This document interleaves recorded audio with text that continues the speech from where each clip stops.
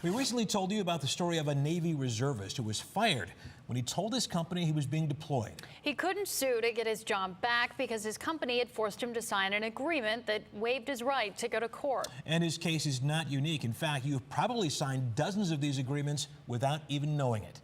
Here's consumer investigator Danielle Serino. Legally, they're called arbitration agreements. Some people call them rip-off clauses. They're found in millions of consumer contracts, everything from credit cards to cell phones. And I guarantee you've signed at least one, but you'd never know you were giving up your rights because it's all buried in the fine print. Whether it's buried in the terms and conditions or pages and pages of user agreements for phone service, insurance providers, or rental car companies, one click and your rights as a consumer could be gone. I'm sure if you look up their rental agreement, it's probably in there. Barb Marlowe rented a car from Hertz while on business in Florida. When she returned it, she made sure she filled up the tank because she didn't want to get hit with fuel charges. I look at the bill and there's an additional $13.99 for filling up the car. What Barbara didn't know is that Hertz charges for gas unless you provide a receipt from the gas station, even if the gas gauge says full. Something they don't mention when you rent the car. You have to read their lengthy user agreement to find it out. So when you multiply that $13.99 by hundreds of thousands of people who rent a car, that's a lot of money. And a lot of consumers who've complained about the policy.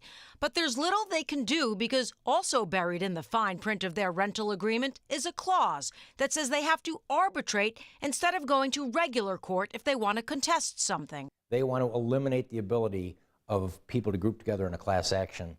Tens of millions of companies have arbitration agreements in their contracts where complaints are handled behind closed doors with an arbitrator the company usually picks. There's no jury and no chance to appeal the decision, which is often kept secret, so other consumers with the same complaints don't know about the case. That's why Senator Al Franken, along with 82 other lawmakers, introduced the Arbitration Fairness Act to end these forced agreements, which he says restrict consumers' access to justice. By stripping consumers and workers of their constitutional right to have their claims heard in a public court of law. Proponents argue it's cheaper than a lawsuit, and consumers can take their business elsewhere if they don't want to arbitrate. Plus, some companies like Hertz let you take your case to small claims court if you're unhappy. But truth be told, most consumers will just write it off, so the companies end up winning more often than not.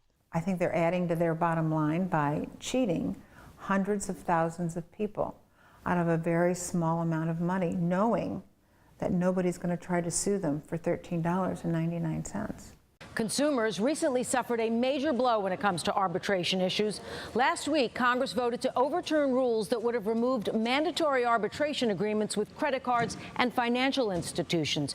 And with heavy lobbying by the Department of Commerce, Franken's bill might have the same fate. Back to you.